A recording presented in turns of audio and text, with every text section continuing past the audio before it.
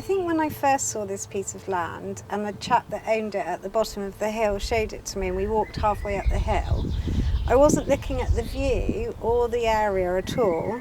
I was just looking at the land to see if it would be suitable for horses, so I didn't really notice the view or the surrounding thing. I was looking at the slope and I thought this is just a perfect slope for horses because it's not going to get muddy in the winter. It's going to drain really well and it's a really nice south-facing piece of land that's going to keep them warm.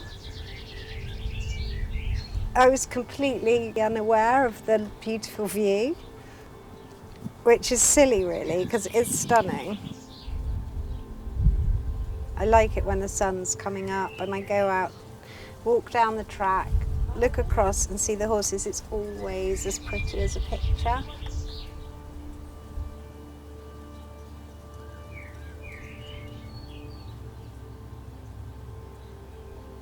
I started here buying and selling horses, so it was just me, the horses, and my 75-year-old assistant, and that was perfect really. But it was a conscious decision to make it in the best interest of the horses, so that way it couldn't have been a big corporate machine.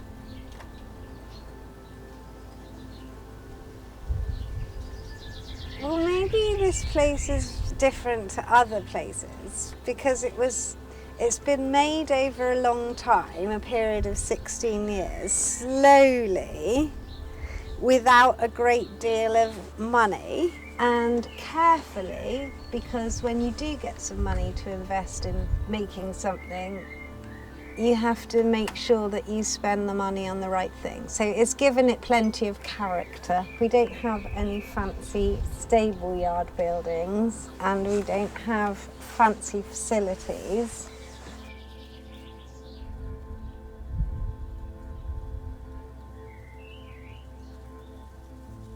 I am sensitive to the environment around me and I am a conservationist and I do love trees and wildlife and nature, so I haven't just concreted over half of the field and made it into a massive stable yard. I've tried to tuck everything in and work with it rather than obliterate it.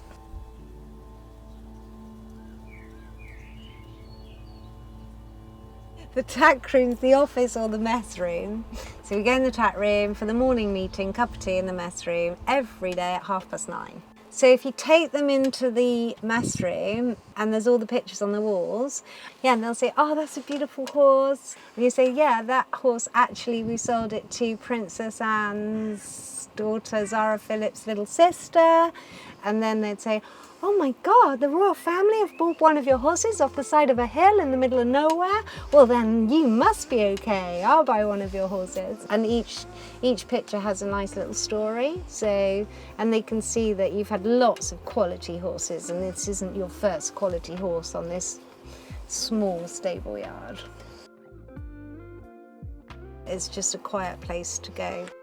And it's just my place, it's mine, not everybody's.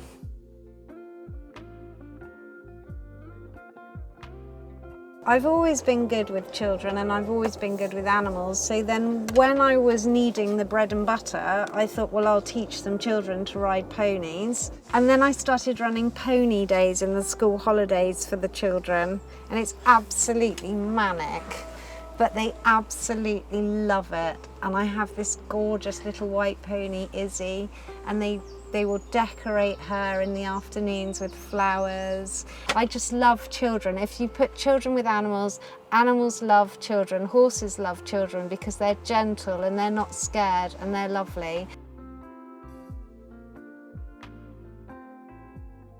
It's better to buy a horse that's not been broken in because then somebody else hasn't messed it up and you're having to undo someone else's bad work.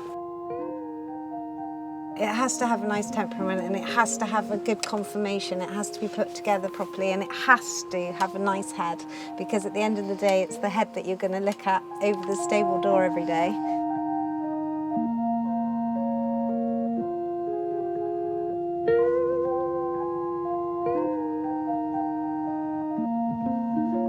If you're looking for adrenaline on a horse, it would be galloping across country, jumping over huge jumps and galloping away afterwards.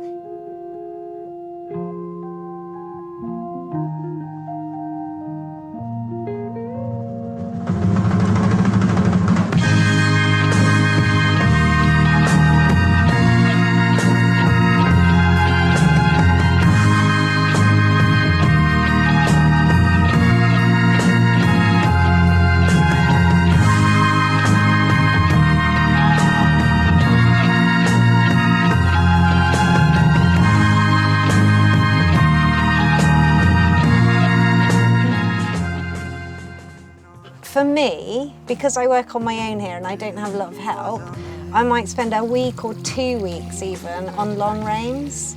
So now I'm old and not so brave, it's time to get my 15-year-old son, who likes playing football and not riding horses so much, to do the breaking for me. Once he's on the horse, it's up to Spencer to listen to my instruction.